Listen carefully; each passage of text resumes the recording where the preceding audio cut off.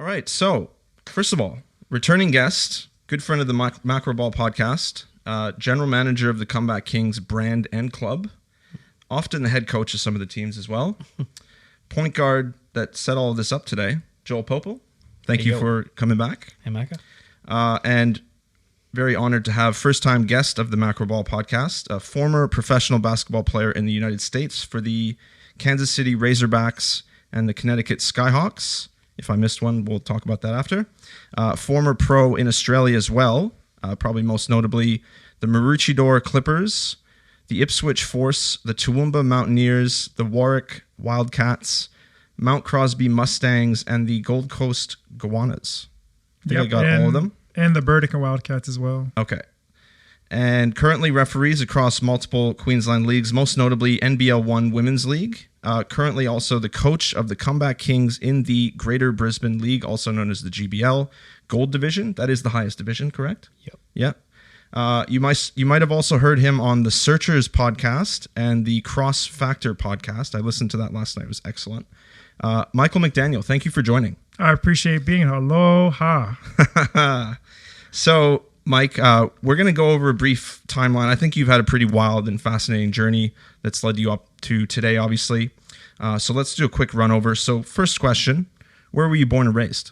Springfield, Massachusetts, but my dad was in the military, so I was pretty much raised around the world.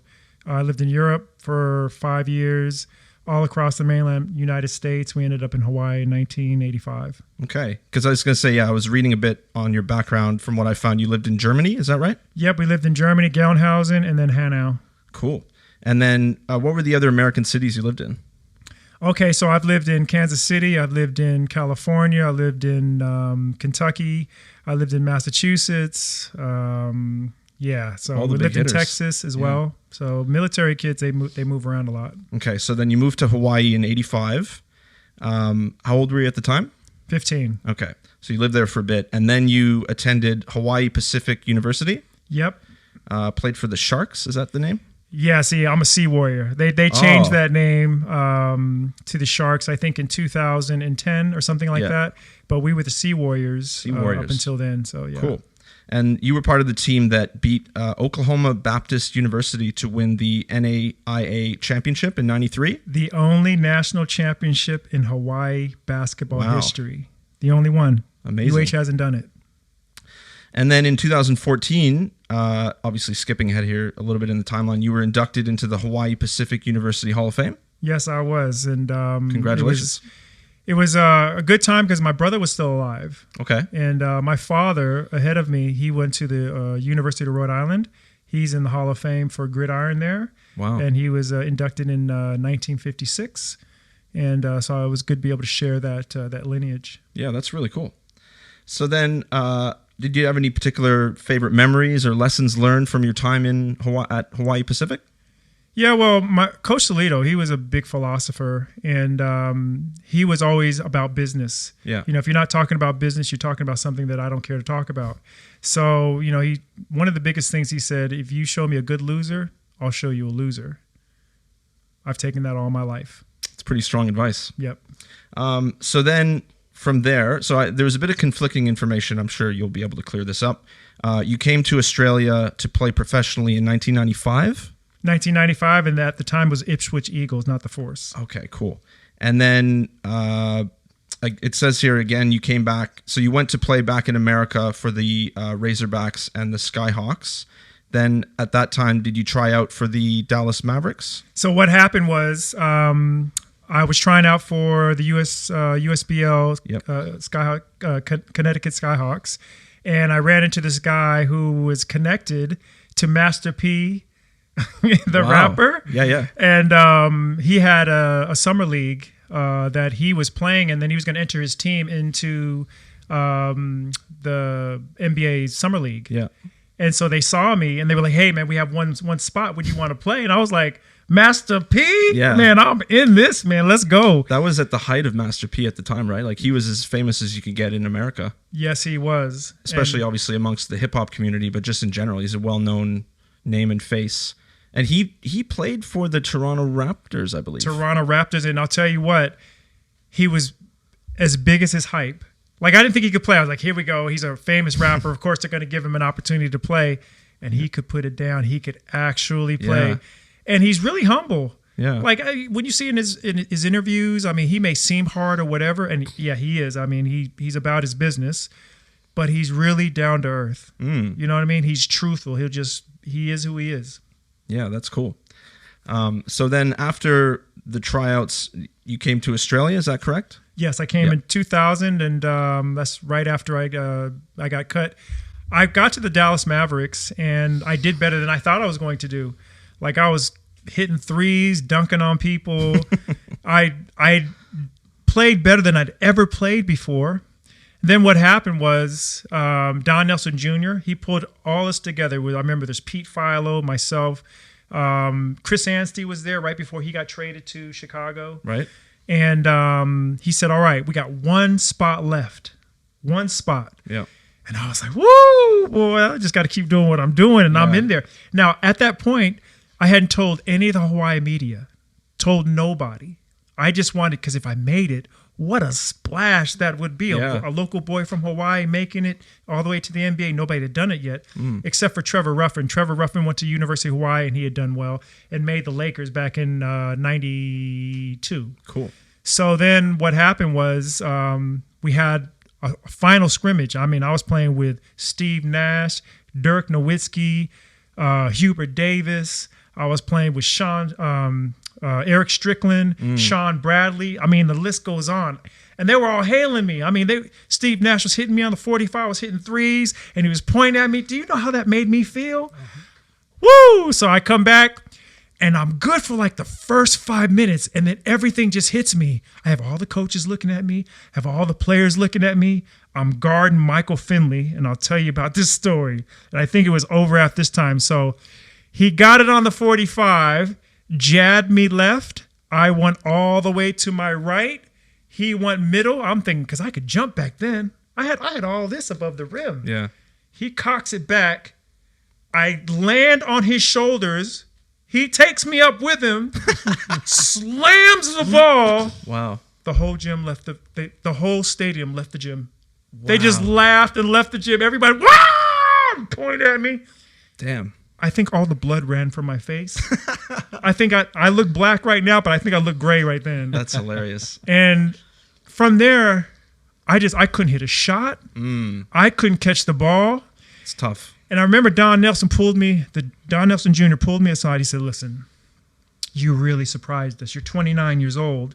Usually, he said, what the hell have you been doing? I said, I've been over in Australia playing. He said, man, if we had got a hold of you maybe 2 or 3 years ago, we probably could have done something with you. But we got somebody that's 23, can do pretty much the same thing as you do. But what we'll do is we'll give you a good recommendation. And they did. Okay. They gave me a good recommendation.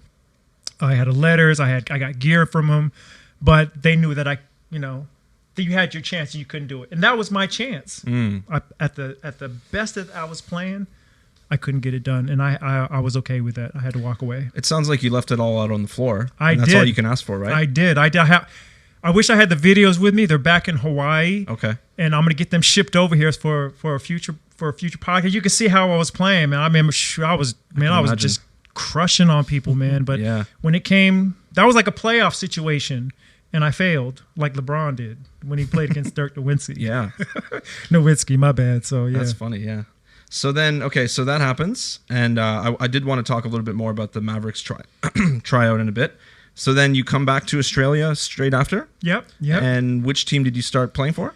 I remember I went out for Toowoomba Mountaineers. Okay. What happened was I got the Parramatta Panthers. They were down in Sydney. Yep. They folded. So I got all the way out here. They folded, but I didn't want to go home because I was telling everybody I was going out to play professional ball, blah, blah, blah. Then they folded. Wow. And they said, look, we can give you a recommendation. I'm like, man, I already got a recommendation, That's all I got is recommendations. Yeah. So a friend of mine named Chris Haig, she said, look, they have tryouts for Toowoomba Mountaineers. There's like 5 other Americans that they're trying out. I said, it don't matter. It don't matter who they got. I said, I took a 12-hour train ride up to Brisbane. Yeah. I remember Adam Dara and Chris Haig picked me up. And then I went out there, and the tryout was this. I had one quarter. Brisbane Capitals, we were playing on a Friday night, and we had 5 Americans. One wasn't playing because he was injured. So every American had one quarter to prove himself. I went out and scored 24 points in the fourth quarter. Wow. But then I didn't. Then I still didn't get the gig because at that time they were playing for USQ, and USQ was trying to get somebody who would fit the model of a student athlete. Well, I wasn't going to make it. That's University of Southern Queensland? Yep. So they got this guy named Paul Fisher, who was a good basketball player. He'd come from Harvard or Yale or something like that. He was a rich kid, but played really good. He was built and everything, but they ended up giving him the spot. So at that time, they only had about 8 ABA. This was like in 2000. So the ABA had gone down. Yeah. They only had 8 teams at that time, so there wasn't anywhere for me to go. So they made a Southern Cross League, and I played in that. Okay, and so so you played a bit of basketball throughout, I guess, Queensland mostly. Is that correct? Yeah. And then at what year did you basically transition into either coaching or refereeing? So I played until 2009. Okay, and then I just got to a point where basketball wasn't really doing anything for me, not emotionally, spiritually, physically, anything. And I saw a podcast, or no, it wasn't a podcast. It was Joe Rogan, UFC Fight Night. Oh, yeah. And I saw that, and I was in such a conundrum. I was in such a funk about my life. Yeah. And something said, Mike, you could do that. I don't know why, because it's fighting. Yeah. I could barely bust a grape. You know what I mean? I looked like I could do something, but so I called up a few people. I called up Peter Hickmott, and he had me come in for a training. And I think by my pictures, he thought I was a bit shorter.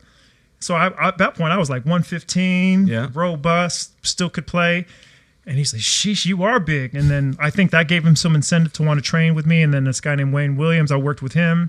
So I took 10 years off. Yeah. And I fought. I see. Yeah. I fought professionally for 10 years. Gotcha. Then I came back to basketball, and I became a ref. Cool. And so you've been reffing since, I was listening to the Cross Factor podcast. You started when you were 47. Yep. Was that roughly 6-7 years ago? Yeah, so 2017 would have been my first year doing under 16s. Yeah. And that's what you've basically been doing ever since? Yep, I've been doing that, and it just always focused on that. So yeah. And from the sounds of it, like I was saying, I was listening to the podcast, you're very passionate about the refereeing side of things.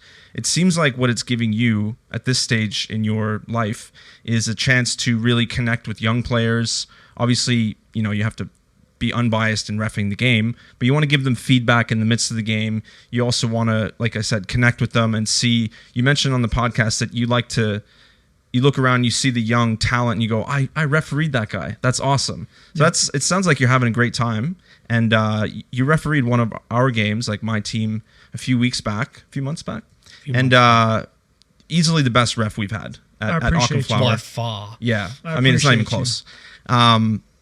And yeah, I was very impressed by that. So, I mean, all the best to you with your refereeing. Obviously, we'll get into that a little bit later. So I did want to quickly touch on, when you came to Australia from America, either the first or the second time, did you notice any differences just in terms of the game? So playing basketball, American style versus Australian style? Because I have my thoughts. I'm sure Joel has his thoughts. Definitely. What did you find? Like, maybe was there a culture shock, or was it like the game is the game and you just roll the ball out? There's a lot of individual talent in America, but they don't necessarily play a team game. And the AAU is a big problem for that, I think. And the reason why, and I'm probably cotton on, that's another word, cotton on. I've been in Australia for a while. Back in the day, you had a lot of team trainings, and you did your own individual training on your own, right? That's the only way you get better, particularly in summers. Yeah. When your summer came, that was a time, because we have 3 months off. It's not like here where every 10 weeks you get 2-week break. Summer times were where you got better. Yeah. And now AAU, they don't even train. They just throw the best players they can together, and they come out there. And so they're not getting better as either a team or individually. And that's why I feel like places like Australia, Europe, you go to Yugoslavia, and they have 2-a-day trainings. And then in between that, they have an individual training. So I feel that those are the individual things that America has over Australia. But as far as team play, Australia's going to take over. And I've been saying it for years, and Australia's getting closer and closer and closer. Yeah. And America won't really make that adjustment until after they get beat, like they did in 1988 when they lost to Puerto Rico. That's right. Yeah, I was going to say, like, the Australian way of playing. So, like, I grew up in Canada, and we're American influenced, whether we like it or not. Yep. Canada is obviously its own nation. It has its own, vibe, we'll say. But there's a lot of American influence in the basketball. But when I came over to Australia and I started playing basketball, I felt like it was somewhat of a similar experience for me. In Canada, there are similar types of AAUs, and, like, that's to say, sort of leagues where young players go in, like you said. It isn't really about improving as a player. It isn't really about improving as a team. It's kind of just you go out, you get a sweat on. They play like 5 games a day, and no one really connects. There's no camaraderie built within the teams, and it's really about recruiting superstar, like, young talent to colleges and what have you. So that's a lot of what AAU is. And I didn't have that experience in Canada. I mean, I wasn't a superstar talent to begin with, but when I came to Australia, I started playing. I joined the Comeback Kings. Thank you, Joel, for the opportunity. It was a lot of the same. It's really about team. It's really about sharing the ball. Playing the right way, I think, is a bit cliche, but it's true. And taking the right shots. Not, you play hard on defense, and you get rewarded with offense. So that's a lot of the values that I noticed when I came over here, and I appreciate it because I think I fit in really well.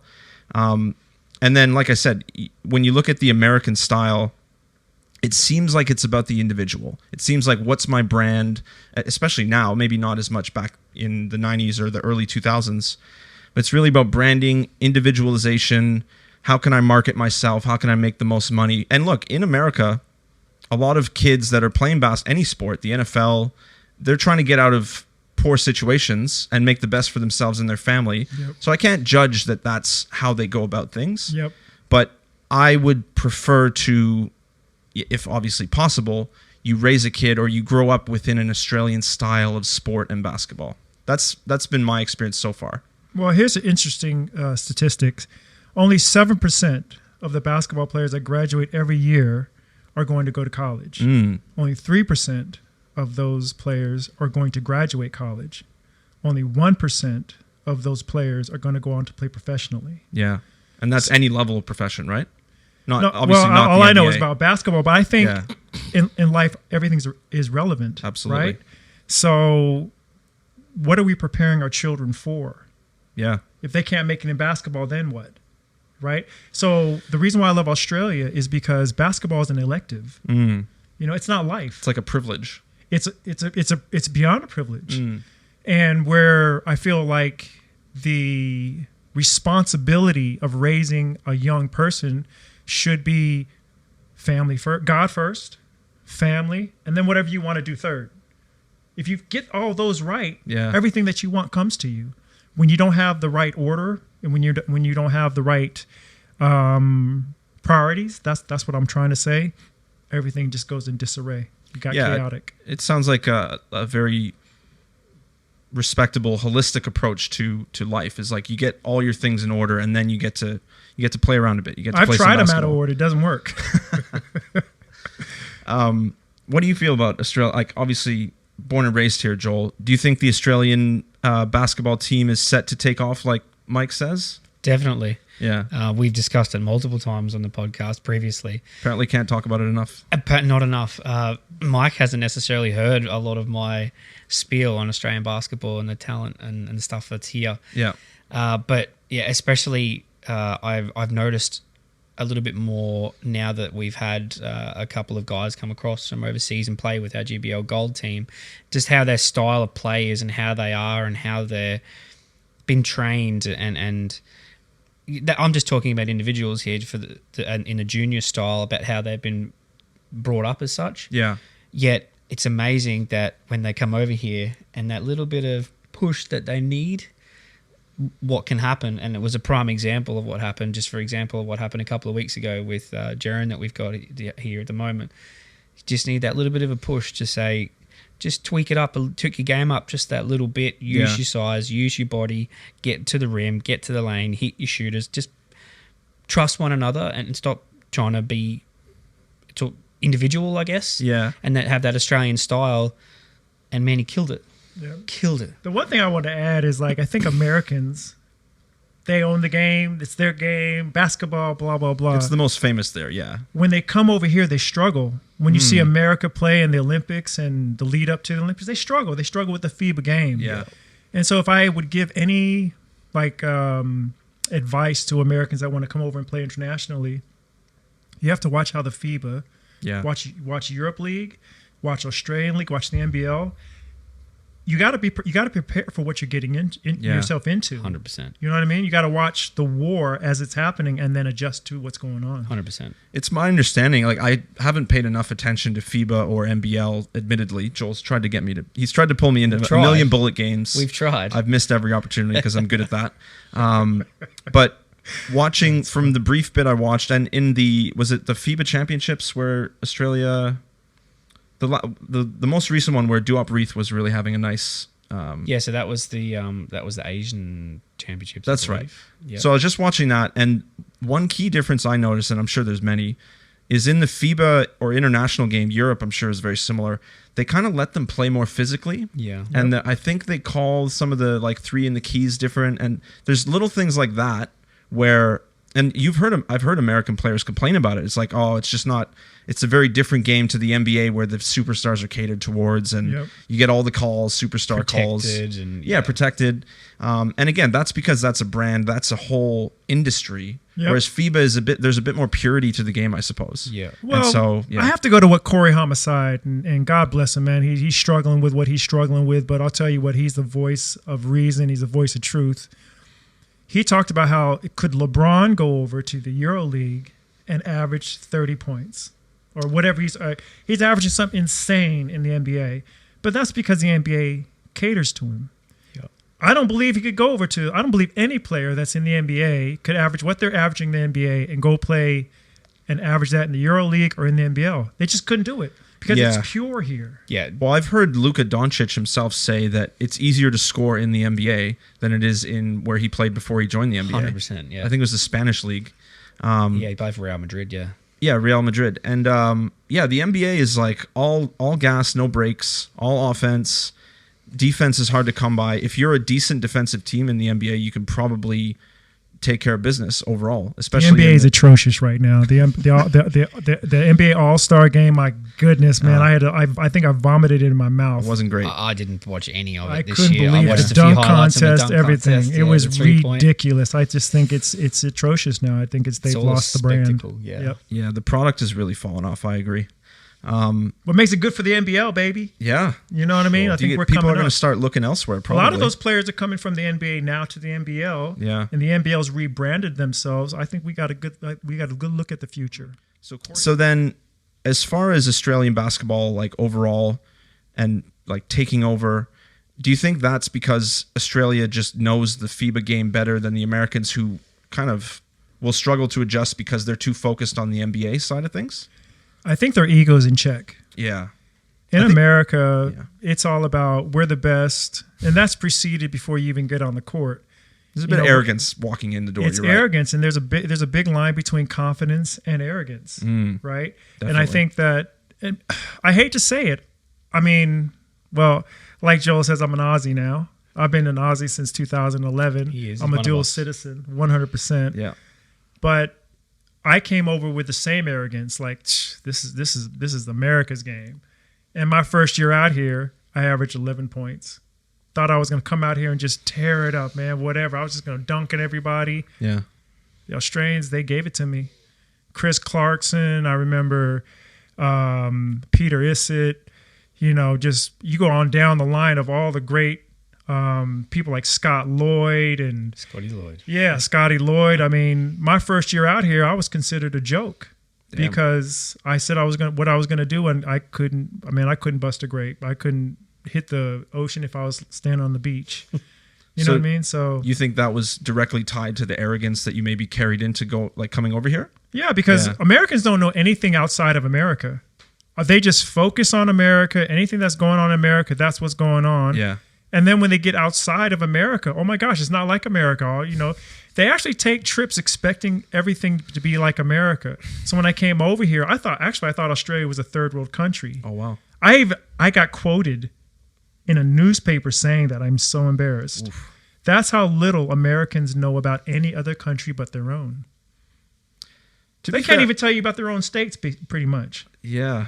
I mean, I feel like from North American perspective, just as far as Australia goes, like when I thought of Australia when I was younger, the first person I thought of, fair or unfair, was Steve Irwin, and that whole dynamic, right? Of like, there's crocodiles and snakes and spiders and all that shit everywhere. Yep. So that's a very like dramatic version. It's a broad spectrum. That's a dramatic version of Australia that is very unrealistic for most people. Like, hey, there's plenty of spiders and stuff. No, there is. We're sitting right now, but you don't. Yeah, they're scared of you.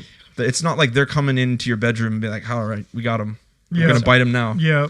He's not expecting it. Yeah. But yeah, so it was a bit dramatic. And then you come over here. I didn't think it was a third world country, but I wasn't sure what to expect when I came over. And then I came to realize it's an absolutely wonderful country. And I mean, it's the best country on earth. Whether it's the people are exceedingly friendly. Yep. Very similar to Canadians, except Canadians are a little bit more reserved. Like we'll be friendly to anybody. Like we'll give you the shirt off our back for the most part. They're still assholes. But you can find assholes here. It's just very few and far between. Exactly. So yeah, the whole American, I was going to ask you about that. You answered the question. Coming over here, did you have any preconceived notions besides like, I'm going to crush everybody in basketball that were quickly dispelled when you got here? Well, because I had traveled a lot being a military kid, right. I didn't have any preconceived ideas. I just had a thought of how I was going to impact Australia and the basketball and everything like that. Sure. And but I just wasn't living in reality of how international basketball was. And I think because I saw the dream team go over and crush other countries, and I'm thinking, oh boy, I'm gonna go over there and just. Yeah. Which was funny because we won a national championship, and Australia was the only place that I could get into. I had an agent at the beginning. But I was really short on basketball. When I came out of college, I was a great rebounder. I could set screens. I was a good hustle person. I could shut people down on defense. But offensively, I was a bit short. Okay. So my agent trying to get me anywhere else, people could see, the coaches that were on the international level could see, yeah, he's a good athlete, but we need somebody that can actually do better and raise the level of the program. So I got into Australia, and I failed there. So that was a good indicator of where I was at as a basketball player. Okay, so we'll touch a little bit more on the tryouts you had with the Mavericks. So that was in 1999, correct? Yes. Okay. Yes. And so you mentioned, the Dirk Nowitzki, Steve Nash, Michael Finley, Sean Bradley. First question, was making the NBA at that time or leading up to the tryouts, was that your dream? Of course, that was my dream. Yeah. Going through the USBL, playing the Pacific League, everything before that was leading up to that. And it just sort of happened on an accident, actually, because I played the Summer League with Master P. And then this guy named George Fox, who was an agent for the NBA, right, saw me. And so he flew me out to Dallas. Yep. And I stayed with a really rich family, the Umlands. And next thing you know, I'm trying out and we're playing scrimmages, and it was amazing because they played 20-minute quarters. Wow. That was crazy. I'd never done anything like that. So they put 20 minutes up. I'm thinking this is the first half. The first quarter. They played the first quarter, and if you're not full court pressing, they're thinking, damn. "Oh, you're not in shape, Michael." No, I'm in shape. And I'm just breathing like I just got out of, I'm breathing like anything. So, and I did well. Yeah. I did better than I ever did. But what they noticed was I showed up 2 hours before the training, and I was just shooting my threes and getting myself acclimated. And I noticed Steve Nash showed up at the same time. So whatever he was doing, I wanted to do. And then he noticed that, oh man, you show up 2 hours too. And then we started shooting together. And I'm thinking, oh my gosh, man, I'm warming up with Steve Nash. You know what I mean? Yeah. Playing with that guy was amazing. All you had to do was run the lane. Yeah. He had eyes like a fly. That's A fly has like 50 million eyes. He's awesome. Dude, you could be looking that way, make a pass, boom, and he'd hit you. All you had to do was run the lane. It was amazing to play with him. Yeah, I can only imagine. Like that guy knew how to. Like, are you familiar with ice hockey much? In like I'm familiar that it's a very brutal league. It can be. You familiar with Wayne Gretzky? Yes, Yeah, of course. So I feel like Steve Nash wasn't like Wayne Gretzky's considered the greatest NHL and ice hockey player of all time by most people. Yep. Putting Steve Nash in the same category is pretty lofty, but as far as reading the game 5, 6, 7 steps ahead, it's hard to find someone who didn't do that better than Nash. And I'll tell you what, Nash earned that. I'll tell you what, in 96 and 97, he was getting booed at Dallas Mavericks. Every time they gave him the ball, the home crowd was booing him. Damn. That's because they didn't think he was living up to his potential. For him to come back off of that and win 2 MVPs back to back, that shows you what kind of player he was. Yeah, I mean, playing with Nash, he just, like he's said this many times, is like he just wanted to make everybody else better and make their life easier by feeding them the ball in the right spots and paying attention. What is interesting about Nash is that earlier in his career, before the MVPs, like through his whole career, he was an excellent shooter. If you put him in the NBA now, he'd be shooting he shot the lights out during his career then, but he's comparable to like Stephen Curry in terms of shooting efficiency and not quite volume, but Nash was a little bit ahead of his time in a way. And that's what's funny about his career is like he could have been, not that like he had an excellent career obviously, but if he was dropped in the NBA now, he would be unbelievable, especially shooting. They'd tell him to shoot more. He was almost unselfish to a fault. Yeah, he started out as a soccer player too. That's right. So I figured that gives him his team concept. Yeah. Because in soccer, you're using all your players. You're using everybody to use their individual talents. Yeah. And that's what he was good at. I believe his brother John played in England, or his dad, he's got soccer in his blood, in his family. Yep. So was there anybody in the tryouts? You mentioned earlier that Michael Finley had a pretty nasty dunk. Nasty. And that shut down the gym. It gave me nightmares. It sounds like it. Was there anyone who stood out overall? Or Eric Strickland. Okay. Now, if you remember Eric Strickland, he used to play for the Denver Nuggets. Yeah. Then he came, like, I'd seen Eric Strickland. He was absolutely jacked. He took off his shirt. I thought I was jacked. I took off my shirt. I was like, there. He took his shirt off. I put my shirt right back on.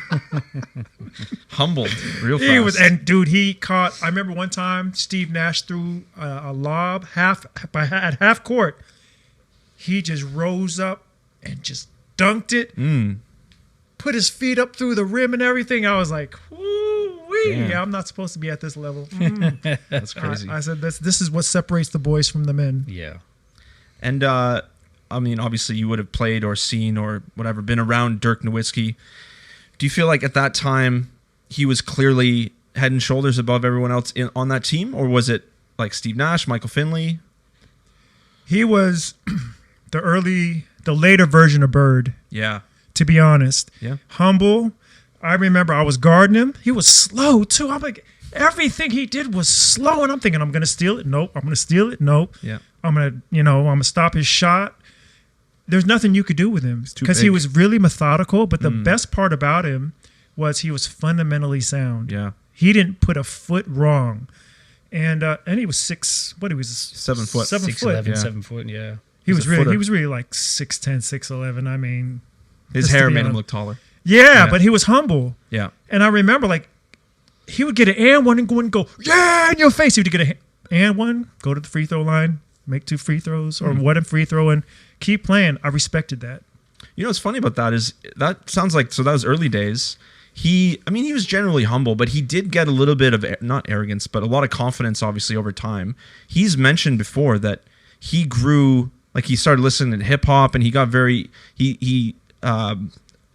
submerged himself in the American culture, and that kind of grew him, like he became an adult in America. And then that's where, when he won in 2011, that was probably at the peak of Dirk, where he was confident. He wasn't, yelling in people's faces like you said. He's still humble, but he was a trash talker to the 10th degree. Yeah. And I think that's sort of the American influence he got coming over from Germany. But it was tongue in cheek. Yeah. It wasn't anything that was offensive. Yeah. It was just something that would make you think. You'd have to think about what he said later, like, oh my gosh, he totally got me. 15 minutes later, Yeah. All right. So let's talk about refereeing, shall we? So you, like you said, you started refereeing a handful of years ago, and when you started, so what was the initial thing why did you get into refereeing? It was just a social thing. Okay. I just did it for like everybody else. I just wanted to make a little bit extra money. And then I saw the response of players and how they liked that I was reffing. And then I'm competitive, and I saw the under 18s rep, and under 16s and how they got to ref all the best players. And I was like, I'm going to try that. And right immediately when I said I want to go out for that, some of the older referees that hadn't made it, that were not even given the opportunity to say, Mike, you're too old. They're not even going to look at you. How old are you now, Mike? You're 47. They're not even going to look at you. I was like, they're going to look at me. They're going to look at me. I trust that. Yeah. And so I went out there. I held my hand up. And the first person that helped me was Carl Roberts. The second person that helped me was Michael Wiggins. Okay. And I'll forever be endeared to Michael Wiggins because Michael Wiggins gave me a tough love. Yeah. If you know Michael Wiggins, he has no gray area. I don't think Mackenzie's had any run-ins with Little Mick, but I certainly have over the years in my career playing at BBI. Yes. Yeah, Michael. There's a bit of a fine line between Mike and I, but he knows his shit. Simple as that. But you said there's no gray area with him? There's no gray area with him. There's the right way to ref and then there's wrong way to ref. Okay. And he really took me under his wing. He literally watched every game, and after every quarter, he'd be like, come here. Yeah. Now, why would you do that? And why would you do that? And I love that because I had hard coaches all my life. Yeah. If you don't have a coach that's going to tell you the truth, they don't care about you. Yeah. They care about you caring about them. Michael Wiggins didn't care if I cared about him. He cared that I ref the game, I do what's right by the game. Yeah. And that's what Michael Wiggins is all about. So do you think he would do that or do you think he would do that for everybody, or he saw that you gave a shit and so he was extra, I guess, hard on you, but in a good way? You asked some really good questions. I'm loving this interview. I think that he tested me. Yeah. He was really hard on me at the beginning because he wanted to see if I was entitled because of everything I did in basketball, and I was who I thought I was. He wanted to see if I was going to bring a bad attitude and I just expect to do this and expect to do that. So I think he tried to break me for a little bit to see what my passion was about refereeing. Then when he saw I was showing up every day, I ref 7 days a week. I was there. I took all of his instructions.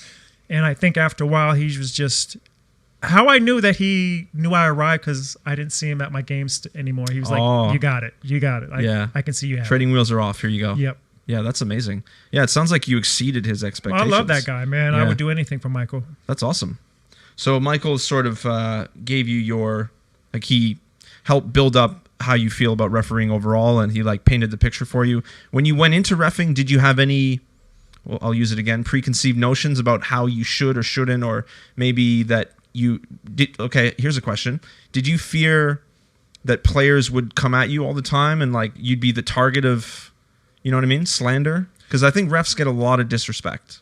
Well, I came in with a campaign. Okay. And the reason why I came in with a campaign because I knew, it's funny. I was reffing my first under 16s classics. Yep. And this young kid came out effing this and effing that, and one of the kids pulled him aside and said, "Hey, shut up, man. He's an MMA fighter. Shut up." He said, "Do you know who you're talking to?" And I'm not even a mean person, right? Yeah.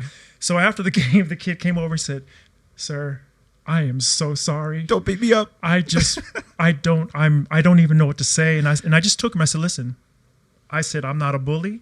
I said, I'm here to make you better." And I'm not going to say his name because, that'll probably embarrass him, but that's okay. That is what endears players to me because they can understand that I played the game. They understand where I've been. Yeah. And they understand where I want them to go. Yeah. That's it. I'm all about giving back to the game. There's givers and there's takers. That's fantastic. I've received enough out of this game. I don't need any more. I want to see young players, young women, young men reach the heights. Yeah. Because basketball is not life, but it is a desire, and I want them to be able to look back and know that they did the best they could and that I did the best that I could for them. Excellent, yeah. I was going to say, I think you said on the Cross Factor podcast that basketball can be a microcosm of life, or it's like life boiled down in a way, and I totally agree with that. There's so many lessons to be learned within the game, and I mean, I owe a lot to the game. Even though it's just a sport, it's led me to meet all these great people in Australia, and it's brought me together with so many of my friends. And giving back to the game that's given you so much, or any of us, I think is actually a really good piece of advice. Well, so if I want to get to know somebody, I'll meet up with them, and they'll say, "Hey, well, let's play a basketball game," and then I'll watch them. I'll watch their mannerisms. I'll watch their attitude. How they play the game is how they live their life. They can't help themselves. That's so true. Yep.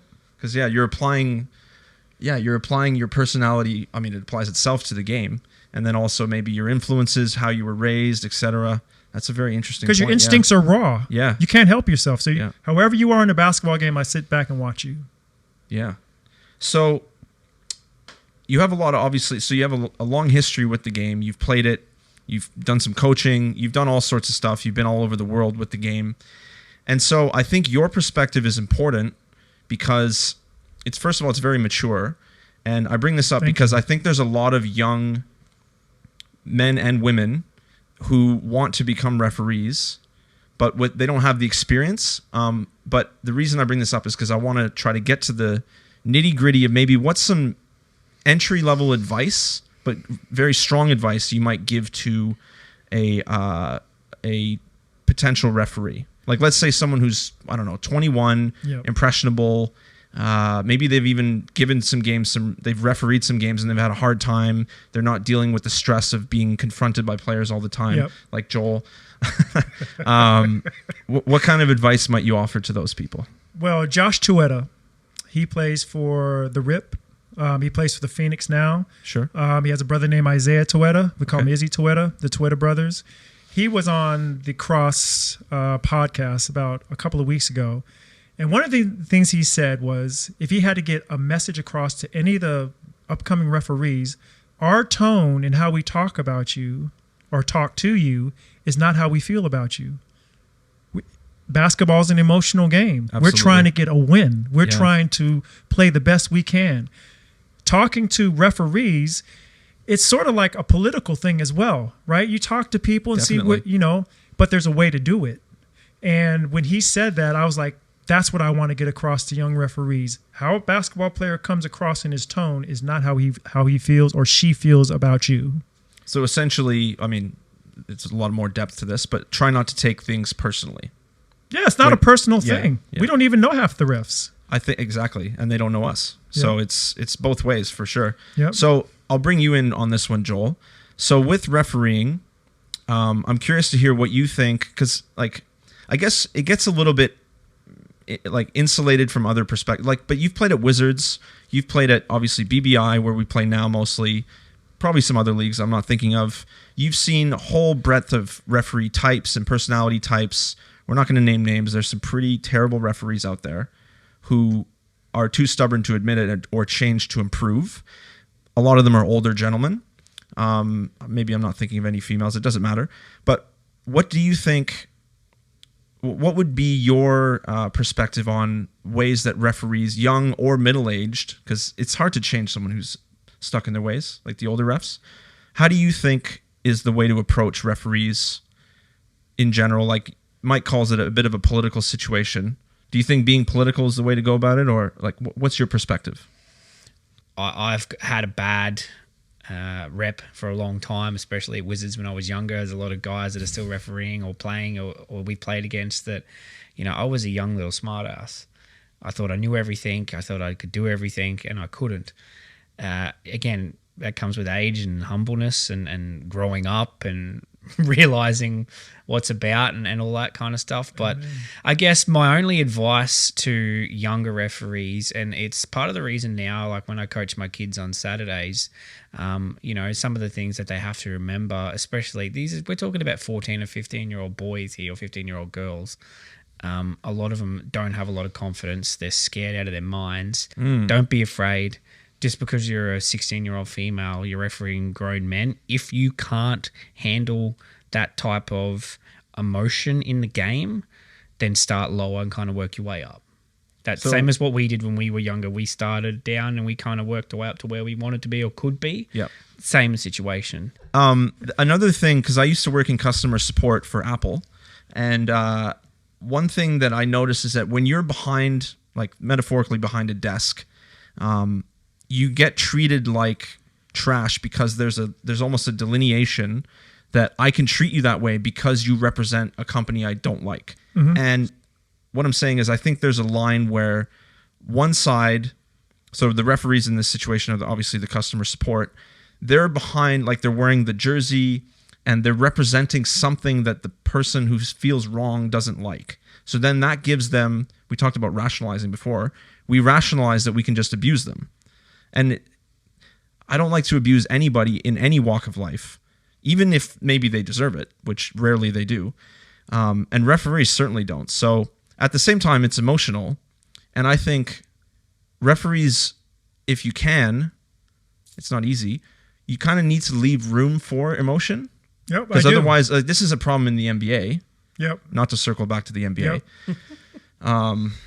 But in the NBA, there's a lot of like, they're trying to cut the emotion out. So they're teching everybody up for everything. Yep. It's like, if you flip the ball to the referee too hard. Oh, like Luka.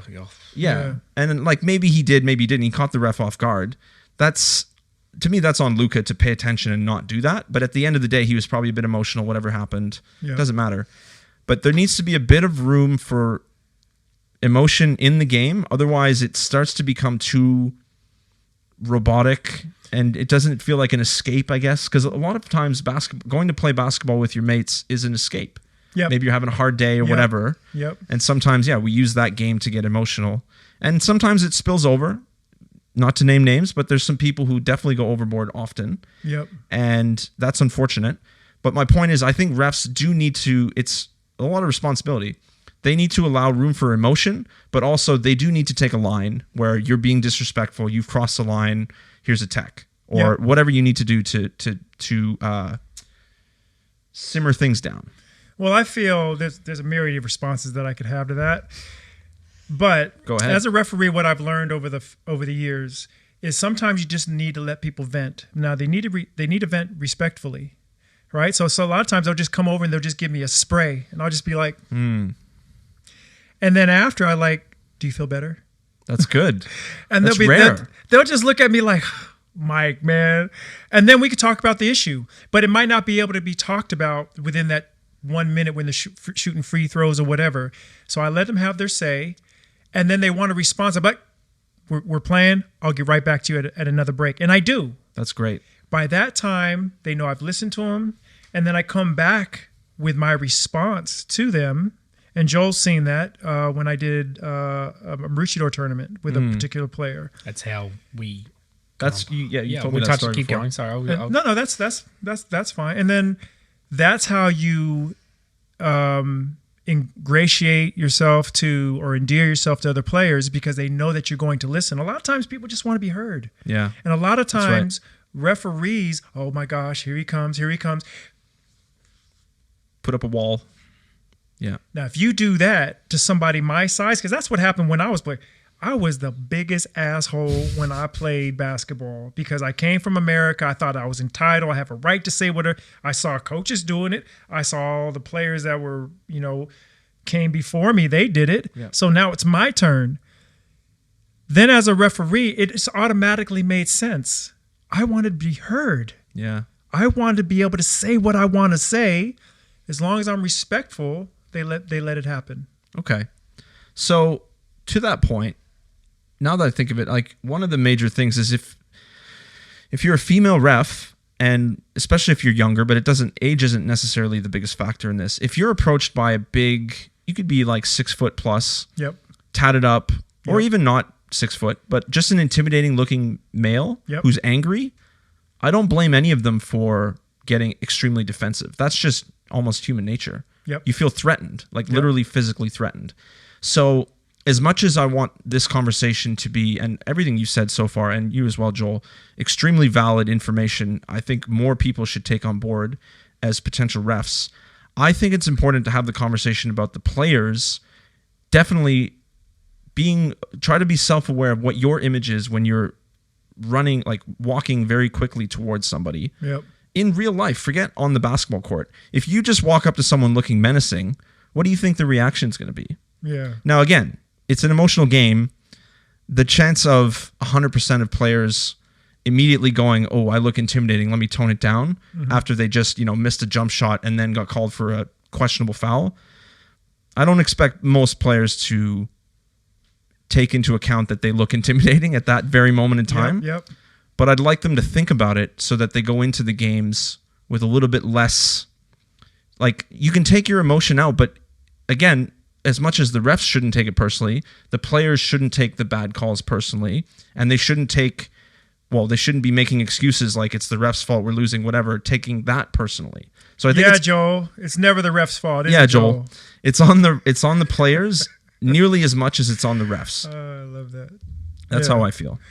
So we'll talk a little bit about where referees, like abusing a ref versus how much responsibility should be taken on by players and teams. So just before we started rolling, we were having a bit of a discussion about that. But Mike, you feel like at the end of the day, a team and the players should take full responsibility for wins and losses. Is that right? Absolutely, 100%. Yeah. Accountability is lacking these days. I feel like everything is everybody else's fault but the team's. That's a life thing. Until they start taking responsibility for themselves, you can never really be a champion. So I totally agree with that, and especially where, and we were just saying this, if you lose a game, let's say by 2 points, the reason you lost, basically 99%, if not 100% of the time, the reason you lost that game is the totality of mistakes you made added up to a loss. Because the numbers don't lie. The math is that you didn't make this shot, you didn't make 17 shots in the fourth quarter, you lost by 1. If you made one more shot, maybe you win. That's how math works. That's how the game works. Yep. I will say, though, with accountability, that also should be, refs need to be accountable. Now, I'm assuming the best refs do hold each other accountable. I definitely assume that you hold yourself accountable and maybe other people that you have under your wing in terms of refereeing. In my experience, and Joel, maybe you agree, disagree, I've seen a lot of refs that get away with murder and it's not held accountable. And it's on video. And then it goes to a tribunal and nothing happens. And I don't know if that's the politics, bureaucracy within that. I don't want to go too deep into this because it's a little bit spicy. But my point is accountability has to be everybody. And it feels like, I'm happy to be wrong, Love that. It feels like accountability is... It's more lenient with referees for some reason. That's a player's perspective, by the way. Joel, you go ahead. Well, I can say it from the two different perspectives. The first, as a player, like I was saying before, I was a hothead. I thought I knew everything. You were. You still are. What's changed? Calmed down a lot. No, you have. You're like right. You've said about the way you were a decade ago. Yeah. Take me back 10 years. Yeah. There's I'd a love lot to of have seen people, that. Dave Miller, JT, all those guys seen me when I was young and thought I knew everything, and I've come a long way, believe it. But again, unfortunately, that reputation doesn't leave some people's minds, and that's just unfortunate. And yeah, I even told you, I think when you come on board with the Kings, I said, unfortunately, I've had a bit of a reputation when I was younger. That was one of the first things you said. Unfortunately, some people hold grudges and they take it out on you because you wear the purple and white and black. It's something I even spoke to you about, but you took a different approach to it, Michael. Unfortunately, some people don't like me. They don't like the way that I've done things or do things or the way that I've gone about my business as such. And unfortunately, it comes back to bite you in different ways sometimes. And the way that you adjust or do go about it is on you as an individual. But I've made it clear across the board, everywhere that I've played and everywhere that we play as a club, don't take things personally. And I've even mentioned to referees, don't take your personal vendetta or problem that you've had with me, whether it was 12 months, 10 years ago, out on my guys or our guys, because majority of them are just there to play basketball and enjoy it for their, the veterans guys. Yeah, they're grumpy old men, most of them, but they're just there to get out of the house, away from their wives and kids and jobs. Mm-hmm. And they've been playing basketball since they were 15, 10 years old. Yep. They're 45, 50-year-old men, some of them. There's a couple of guys that are playing Thursday vets that have a quite high IQ for the game, but they're grumpy old men. That's just the way that they are. Yep. It is what it is. But the biggest light bulb moment, and you'll like this, Eric, for your editing, was the Australia Day final. Yep. last year. So it wasn't this year, it was last year. It was this young player from the Rusty Trombones, talented young man. Just Batesy was murdering him. He was bigger and stronger, but this kid was more athletic and had a hell of a lot more talent than what Batesy does right at this point in time. Yep. And he was just he was slapping the hell out of Bates, and Bates was just going the free throw line and making free throws. He was making M1s. I think he had 4 in that entire game. Yep. And it got towards a point where he was just so frustrated and angry, and he went at the other referee, and then went at Mike. And Mike, again, he stood there and copped it, and then he went again. And then I'll never forget, the young fella turned around, and Mike said to him, "Are you okay? You finished?" He's like, no, yeah. I said, right, first of all, don't come at me like that. Don't disrespect me, and don't act a fool, like being silly. Second of all, you're getting beat because this guy is bigger than you and stronger than you, and you're not adjusting. You're not doing the right thing. So first of all, he let him vent. Second of all, he said, don't disrespect me and don't disrespect what's going on. Then he gave the kid pointers and about what was going on in the game. And then the fourth thing is, you told him, instead of him using his body and his length, get around in front of him and try and stop the ball when we're going into him in the post. Yep. Adjust and make adjustments and see what you can do. Wow, and sure enough, he did that and managed to get a steal off Batesy, and they ended up getting the store. Unlucky for them, we were up by 10 or 12 at that point in time. Game was over. But he adjusted. Yeah. So that was a light bulb moment for me, and that was when I kind of just went, wow. Yeah. Why isn't more officials and more people like this man? And that's why I approached Mike to come and do this thing, because that was 4 ticks. How can you ask more from a person, an official, a person, a referee, a coach, or as a human, that someone could do that? Everyone has their own faults. Everyone has their own backgrounds and you know, the way that they are. Everyone's got a history, but for right now, and what we needed was someone like Mike, and it's rolled on effect. There's a lot of guys that are playing for us now that have never played for us because they know Mike. Yeah, right. There's guys contacting him now from overseas that want to come and play over here because of what we are doing as a community, as a club, but for who he is and the way that he is and what he brings to something like this. Mind you, they might think if Mike can make it shoot, I can make it shoot. He was terrible in college. whatever the reasoning, surely whatever the situation. No, I was all right. But another thing, as a referee, I know people are looking at me how I'm going to respond, because they know I was a fighter back in the day. They know I was hostile back in the day, that I was very passionate.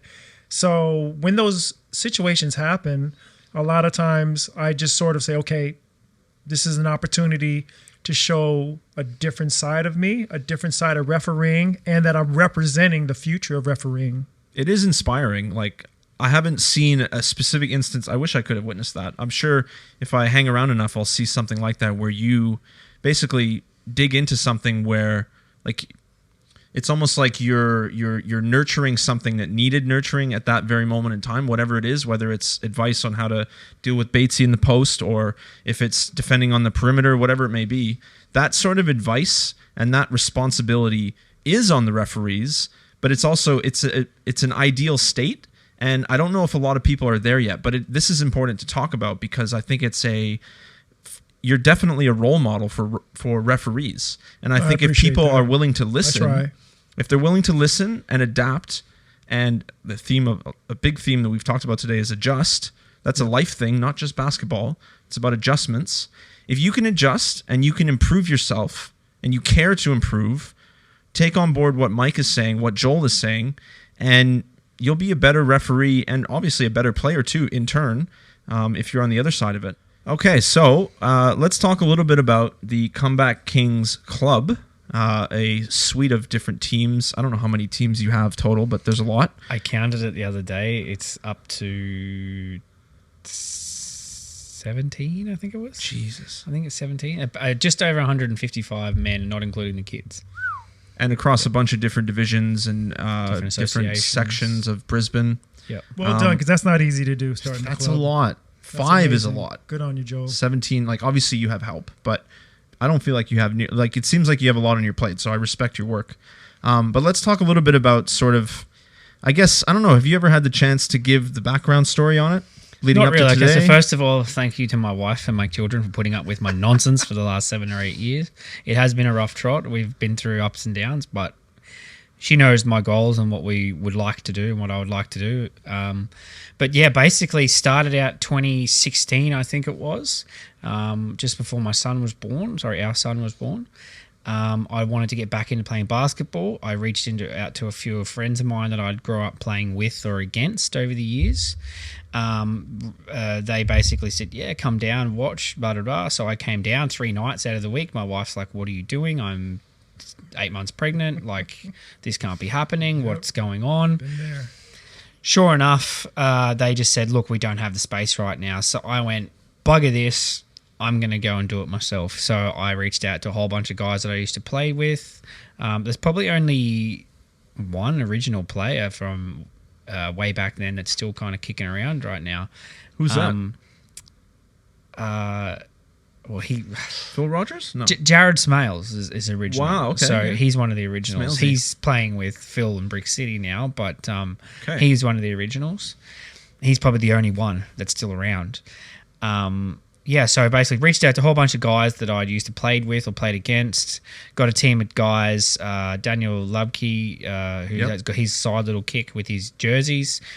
He said, I can hook us all up with a uniform. Sweet, sounds good. What do you want to be called? We're like, we have no idea. We said, oh, well, we're all making a comeback. Why don't we call? I think one of them, I can't remember who it was. Someone suggested the comeback, and then we really liked the Sacramento Kings uniforms. This was back when they were still wearing Adidas, so that was 8 years ago or something now. Really liked them, and no one had kind of gone with the whole purple color theme at Wizards apart from Deegan maybe, and we just ran with it. 1 turned into 2, turned into 4, into 8. Within literally 12 months, I had 8 teams before I could blink an eye, and then 8 went to 11. About 2 years ago, so it's about 4 seasons ago, I knew I wanted a Monday night Premier League team at Wizards. It took a little while to get there. Eventually thought I got a bunch of guys together we could compete. Our first season in the Premier League, we started in Div 2 because they didn't want us to play Div 1 because they didn't think we were good enough. We absolutely wiped the floor. I think we lost 1 game the whole year. Moved into Division 1. We had a bit of a rough season that first season in Div 1. I think we finished 4th, made the finals, and then got bounced by a very good Raptors team. The second season, I brought in a Monday night Div 2 team, so we were 1 and 2. We didn't do well at all, had a few guys leave and multiple situations, rah. But this past season, getting a few young guys on board who playing representative basketball for their state and clubs and stuff. The boys won the Division 1. Division 2 finished 4th. That's Premier League. And then this season, current now, they're undefeated. They're 13-0. I think they've had 2 draws, but haven't lost a game. That's how you do it. Unfortunately, Div 2 have been very up and down with players in and out this year, unfortunately. But that's okay. We'll re-up for next season in a month's time, and we'll go again. But yeah, basically just built it once we moved out to Hatton Vale. I knew that I was going to have to move clubs because it was just too far away. Basically, the guys at Wizards kind of manage themselves to a degree. I manage a lot more, obviously, at BBI. And yeah, I knew I wanted a GBL team. It's the highest league in Brisbane that we have to offer before the NBL 1. That's obviously a goal too. We can always put a team in NBL 1. That's what I'm talking about. So we can do it because it can be done. So yeah, basically that's how it started. Going back onto how I met Mike and getting him on board for GBL Gold. Yeah, and just bringing in good guys, good players, that guys that want to be a part of something and want to, whether you want to play GBL or whether you want to play vets on a Wednesday or Thursday night, we've got a spot for you across the board. It doesn't matter if you play Division 3 with guys you played with for 12 months or guys that you've never taken the floor with that you've played under 18 rep, for example, and you want to work your way into a Division 1 team or a GBL team. We've got a spot for you in some capacity. Yeah, I was going to say, first of all, it's very grassroots, and I respect that a lot. It's very cool to watch how it's grown. Even when I started, there was probably like 3-4 teams. When I joined, first started playing at South Pine Sports Complex. Brendale, yeah. Brendale. Yeah. And then a bit at Boondall at the BEC. But yeah, it's progressed very nicely, and I'm happy for you. I also think you should give yourself some credit because it wasn't like word of mouth growth alone. I only met you because I wrote on a Brisbane Ballers Facebook page looking to join a like casual social basketball. You're like, hey, mate, come over here. And just plucked me out of the blue. I think you've plucked a lot of guys from Facebook in general. Yeah. So you've done your scouting, you've done the hard yards. And I think you should give yourself a pat on the back for that. And appreciate it. Maybe some others have pitched in, of course. Yeah. So then now leading into Mike has jumped in. How did you guys sort of meet, and how have we led up to where we are now? Well, I won't go fully into depth, obviously, what happened with the Clippers with the Australia Day tournament. But yeah, basically, I know I needed a coach for GBL Gold. I knew that I wasn't going to have the respect or the capacity on a greater scale of things to compete with these teams, the Dragons, the Vikings, the Highlanders, those guys that have been around, the university teams that have been playing together for years. A lot of those guys have been playing together for years. So after, again, doing a bit of research on Mike and his background and his history, I basically started a conversation with him one day about getting on this podcast, was example. And I just lent into it, and I said, look, Mike, this is what I want to do. This is what I want to do. Would you want to be a part of it? And yeah, he grabbed it with both hands. There was no hesitation at all. I think the reason why is because for the last 7 years, it's just been reffing. And I was all about that. When I'm taking on a task, it's just, I don't multitask. I just sort of focus on the one thing. But with anything that you just focus on the one thing, it can rule your life. And so this opportunity came across at a very good time in my life because I had realized that I'm just reffing. I'm not fighting anymore. I'm training, but I'm not fighting anymore. And I need to compete. And one of the things that people don't understand is reffing is very competitive because you're trying to get to the next level. There's some who do it for a social reason, some who do it for the money aspect, but there are some people who are trying to get their FIBA badges. Some people are trying to make it to the NBL. Some people are just trying to make it to the NBL 1, which I've already done. Yeah. But I needed to focus on something else, and it hadn't even occurred to me that I needed to focus on something else. So when he said something, do you want to coach? I was like, oh my gosh. Got the juices flowing. I was like, man, I'm going to take this and just go all the way with it. It wasn't even a thought. I said yes right away, So do you feel like do you feel like you reached a height, or you reached sort of a plateau where you felt that reffing wasn't going to give you the same, you weren't approaching it with the same vigor? So you were looking for something else? Not that at all. Okay. I always have the same vigor because I'm just all about it. But I wanted to continue my diversity as a person. I've always been a very diverse. I don't just do one thing. Like I said, I was a fighter. I've been a mentor. I've been a trainer. I've been a referee. I've been a youth worker. I've done a whole bunch of things that sort of encapsulate who I am. Yeah. So that gave me an opportunity to now branch back out into the game of basketball. Instead of just refereeing, I can now coach. I see. I can be a mentor. I can sort of get back to what I was doing. That's cool. And so, I mean, it seems like it's all systems go, and I think things are going to go very well from this point, let alone in the next few months, whatever. What is the goal? We'll start with you, Joel. What is your goal for the next 12 months with Comeback Kings? Broad spectrum. Yeah. I'd like to turn this into a full-time gig. That's my dream, to be able to support my family where I could turn a profit. And, I wouldn't necessarily even call it turn a profit. That's a bit make enough to continue doing what we're doing, keep the wife happy, keep the kids happy, continue to keep doing what I'm doing. That means he's going to have to turn a profit. Yeah, but, look, let's be honest. If she does watch this, and when she does watch this, if she doesn't say that she doesn't like the little holiday that we just had for Australia Day up the coast, she's lying to you. But I've learnt now to try and involve them in when I can, do them as much as I can, especially now with Lucas playing basketball as well. He's obviously going to go back to soccer, but it is what it is. Now that this has started, it's not going to change. So in the broad spectrum, turn it into a job. Gotcha. That's my full-time job. On a smaller scale is obviously just to be as successful as we can. The GBL definitely, so we can continue. It's not a me, it's a we, because you play, Mike coaches. It's a we thing with me. Like, you know, Phil helps out with the uniforms and everything at Wizards. Every single team has their own individual kind of person that kind of looks after the team on game days as such. You know, we've got lots of people who guys have helped me out over the years getting uniforms, whatever it may be. That's my kind of mindset. It's not a me, it's a us thing. Yeah, I might be the face of it, but it's certainly not an individual aspect. But yeah, that's want to be successful across the board. And basically just keep doing what we're doing to bringing in these guys and guys that know Mike, whether they're his dad, someone's dad knows Mike and wants to come over and play. If we can give anybody an opportunity, like I had a young fella approach me about a week ago, seeing these videos. In some aspect, he doesn't know Mike personally, but I think his dad might. He just hit me up and I said, look, young fella, no problems. Come in. He played his first game on Thursday night.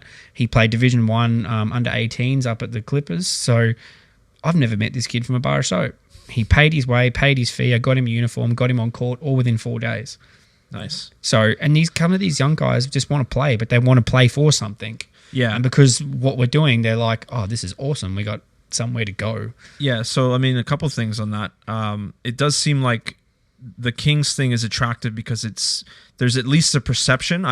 There is definitely substance under this, but there's a mission behind it. It seems like to involve people, like you said, and I definitely will say on your behalf, like you've never selfishly gone, this is my thing. Like one time on the podcast, I think I said, you know, you're the owner, etc. You're like, calm down, I'm just the manager. Like you're very humble about it, and I respect that a lot. And one other thing I want to say that I like about the Kings. It's part of the mission, is that you're giving players and people, like men and potentially women down the track, you're giving them an opportunity. Fingers absolutely. There's a lot that want to play and be a part of something. You're giving natural leaders the opportunity to lead teams and manage things, and that's actually giving them something maybe they don't have in their life, in their whatever their job is. Like maybe you're, I don't know, an accountant or something. I don't know what everyone's vocation is, but you're giving them an outlet to something that they maybe have been seeking that they haven't had the chance to sink their teeth into. There's a lot of examples of that. I know off the top of my head I can't think of one, but there's many examples of that, and I'm happy that that's being given to those people. That means a lot to a lot of people, and those people are then making others better by giving what they can give. It's like a knock-on effect. Yeah, it's phenomenal. That's kind of, I guess, in the grand scheme of things, it's another way of looking at it, and it's good. It's certainly something that I guess we can be prideful of ourselves as a club. Should be. That we can do that. And Mike's got big dreams and goals too that I'm all on board for. And to have somebody like a Phil or a Mike, for example, who have strengths in their areas, it takes a lot of pressure off me. Absolutely. Takes a lot of responsibility off me. And if these guys are willing to help me and us, it's just so beneficial in the long term, because that's how successful things happen. And, you know, having good people around, bringing good things happen. It's human nature. It's a part of life. It's God's plan. It's whoever's plan. When you bring good people around, and even Eric bringing someone like him involved, when you have good people, good things happen. Yeah. I think I like the fact that if I'm coming on board to the Comeback Kings, I'm reminding people of who they were before they gave up on their dreams. I think that's very important. I think people... It's very powerful. Yeah, I think they settle in their life. Oh, okay, I only got this far. But we're actually, hey, if you had game back in the day, that means you still have it. Yeah. We just got to dust it off and bring it back out. That's all. That's what we represent. Mike's brought at least 2 guys that I know that are playing GBL Gold, for example, that did play at quite a high level a few years ago, that for whatever reason kind of took a back seat, but are now getting their feet wet as such. Yeah, we're winning a championship, by the way. Yeah, I'm just putting that out there. We competitive straight away. That's exactly what we wanted. Yeah. Is we are competitive in this league in gold and silver straight away. Yes, we're not winning games, but I'm trying to get this to Mike, doesn't fully buy into my philosophy. We're competitive straight away, and that was my concern, was coming in to these leagues with the positive mentality that we could compete straight away, but we don't have certain things that others don't yet. We will get there, and I'm a full believer in that, and that's another reason why I've backed Mike 100% in what his goals and what his plans and his positive outcome and aura, I guess is maybe the word to use. We're winning championships. So yeah, we're competitive. That's straight all away. I'm about. Yeah, we're competitive straight away, and that was, we were competitive straight away at Wizards. We're competitive straight away at BBI. We're competitive in all the other divisions that we play in. That's what we want. Even the kids, my kids, they've started in Division 4. They're winning games. Those under 9s, they won. They were so excited winning yesterday. Like, it's just the best thing. Yeah. And being able to, these kids, like, everybody loves winning. Everybody loves winners. But, exactly. if whether it's on any day of the week at any time, it brings joy to people. But, there's a lot of people to bring on board and thank for that too as well. Like, I don't do it myself. My wife, my children, my mum, a lot of friends and family over the years backing, our sponsors, the guys who either run their own businesses or have pulled money out of their own pocket to help us. And then, Mike's obviously got people who you back him that are hoping to help us in a grand scheme of things, do successful things, and hopefully do something really big at the end of the year. I'll let Mike talk about that because that's his little baby. Yeah. But yeah, that's basically, I'm thankful for everyone that's helped along the way, our sponsors, friends, family. Yeah, it's awesome. It's awesome to see. And I was going to say, I want to let you speak, Mike, because it sounds like you've got a doozy. But I feel like the Comeback Kings... I always have a doozy. That's all you have. Yeah, all killer, no filler. That's it.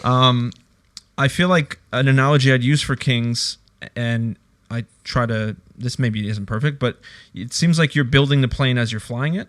Yeah. And you've got it like before Mike ever entered the fray, or even maybe if Phil Rogers entered the fray, you had a nice little plane. Yeah. It flies. It got off the ground. The Wright brothers got their plane off the ground. Yeah. But then you bring in, as you said, people with new skill sets, new ideas, new energy, new auras, to say what you said before. And it goes, okay, so you've got this plane, but what if we put some monster jet engines on this thing? Yeah. Or what if we put in an autopilot system? Like, I'm using an analogy here, but it's things that you haven't even thought of because you're in the mix of trying to build other things you haven't even thought of or focused on. Yeah. So that bringing in the new perspectives, that can only point upwards, I believe, especially if they're good people that want the best for as a team. Because I feel like it's important to be careful of people who don't want the best for Comeback Kings. They want the best. Like, what can I get out of it? There might be some of those people to be wary of, but it seems like the team, the leaders that matter are not like that. And I think that's very important. Well, I think those two jet engines you're talking about are creativity and imagination. And if you can capture those, then people want to be a part of it. Because everybody wants to be bigger than a part of something bigger than themselves. Yes. And so what I'm trying to do is give people a view into what they can achieve, what they can be a part of, but you have to work for it. My main thing is if you're not ready to work for it, I don't even want to be a part of it. You have to be willing to put the work in, because guarantee I'm going to work off the court harder than you will on the court, because I've been there. I know what it takes. A lot of these younger players, a lot of these families that are trying to get their young people into a higher level, they're not understanding that. And you have to do the work first before you get paid. I mean, it's all relevant. So those imagination, creativity, we capture that, people will come. Yeah, Mike's doing this on word at the moment. There's no monetary influence at all. I will admit, as you know, my little fee that I charge per year, that just, again, it basically keeps the wife and children happy. I don't see a lot of that, if I'm brutally honest. And again, when you run a club, there's bills and invoices that have got to be paid. There's checks and balances that have got to happen. That little bit of money that you guys pay me a year, doesn't go as far as what everyone thinks it does. I was going to say when that came into the for real into the fray, I immediately thought when you said, "Hey, okay, so this year we're going to have to pay XYZ," I didn't have a problem with it at all. A majority of people are exactly like that, Mackenzie. Okay, well, that's good. Because of, I thought it'd be the opposite. I had to kind of, speaking with Nathan, speaking with Phil, speaking with those guys, if I want to turn it into a business and use it to support, I had to change my mindset away from my passion and my drive and love for the game. I've got to get a little bit out of it. And again, it's a bit of a handshake agreement, I guess you could say, with Mike. It's here in my mind. Like, I haven't forgotten about it. Yeah. But his... what he can bring to the party, I guess. What you go into a party, what Mike can bring to the party, he's giving up his time and his energy and his love and passion for the game. At some point, there has to be an end goal that we want to achieve. And, there's got to be, everyone's going to eat, as Mike says. Everyone's going to eat in the end. And right now, I'm on pittance, Mike's on nothing. But... we will get there in the end. I believe that we can certainly get there because and a lot of people are totally in the same boat as you. More than happy because of what I can organise and what I try and run and make it as easy as possible on you guys. That 48 hours, you get on your phone, you vote. Yeah, I'm playing. No, I can't play for whatever reason. We have 6, 7, 8 guys on the floor. You guys pay your game fees. You've got your uniforms. All you got to do is have money in your bank. I tell you who you're playing, where you're playing, what time, where at. All you guys need to do is turn up and play, whether you're playing Division 1 and you want to go out there and bust ass, or whether you're playing Division 4 and you just want to go out there and have a bit of fun and enjoy it and play the game that you either love or loved or whatever it may be. You just getting involved. Yeah. I try and make it as easy as possible because of the politics and some of the stuff that goes on in the background. That a lot of guys have come to me from other clubs and other teams and said, "Man, I don't know how you do this shit. I don't know how you constantly do it. Like, I've got 1 team or 2 teams." There's a guy who runs a club at a little mini club at Wizards, the Spoon, Sean. He's actually leaving playing his team and just going to manage the boys because he wants to come and play with a successful group. Yeah. Yeah. And he wants to be a part of what we're doing and what we're building because the guys that he's got are playing at a lower division or they're just there for a bit of fun, a bit of fitness and the vets and da-da-da. He's done that for 2 years. He wants to be a part of a successful... And I'd tell him a joke and I made fun of him. I said, "You just want to become part of the winners, don't you?" Yeah. And he's like... To be honest, I want to play a little bit of a, I'm 42. I can still do little things. I'm not as fit as I once was, and I'm not going to go out there and give you 20 points, but I'll give you a couple of assists and some nice passes. I'll get you 4 or 5 rebounds in a game and enjoy playing with good people who want to play good basketball. One of the things I wanted to, when he asked me to come across, is a lot of times when players come across who've done something, they make it all about themselves. And that's what I didn't want to do. That's why I'm doing the videos to highlight the players. That's why I'm doing the coaching to make sure that you can reach the dream that I'm invested into your career and not anything about me. You know what I mean? My time is done. I've done what I want to do with basketball. Now I want to pass that on. And Joel and I sometimes differ in how we make the players respect the game. Like I make all my players respect the refs. They're not allowed to say anything to the refs. I wish more people would start there, to be honest. But sorry, I mean, that's part of the dialogue, right? Yeah. And this venture has helped me to get to know Joel, and has actually opened the game up to me again. And these players that know me, I didn't even know I know them. I didn't know they knew me. And then we show up to the trainings and things like that. So what I wanted to do is make sure that it's not about me. I want to give you the dream. I want to give you that ambition. I want to give you that love, that passion, so that you can, however I can help you facilitate your dream, that's what I'm about, because it's not about me anymore. It's about your future. It's about your kids' future. And that's what Comeback Kings, I want it. I want that to be it, the crux of it. And as passionate as I am, as you know personally, Mackenzie, Mike's probably twice as passionate as I am. Yes, so, definitely. Yeah, Mike comes across very full on sometimes, and but no. At the end of the day, what are you talking about? You haven't seen the conversations that go on some of the group chats. Mike has a goal and has a purpose and has so much passion and love for life and the game that some people don't see it the way that he does, and they don't see it in the same light or aspect as we do, for example. Yep. We want to be successful, and Mike just hit the nail on the head 110% because that's the way I look at it. Mike wants these guys, specifically the gold and silver boys, for example, to be successful. Some of them are playing QSL, some of them are playing NBL 1, some of them have the potential to go to the NBL, I personally believe. Some of them have the potential to be playing overseas very, very soon in college. Yep. Very soon. But they've got to want it. They're going to want to work. But listening to different coaches, you can have certain coaches and certain people train and coach you that way. There's always a different perspective on things. Always. Yeah.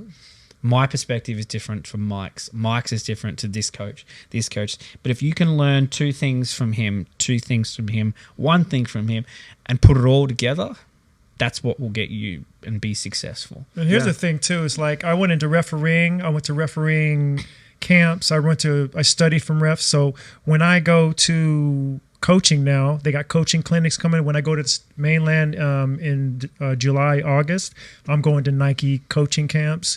I'm going to Coach Krzyzewski's. He coached for Duke.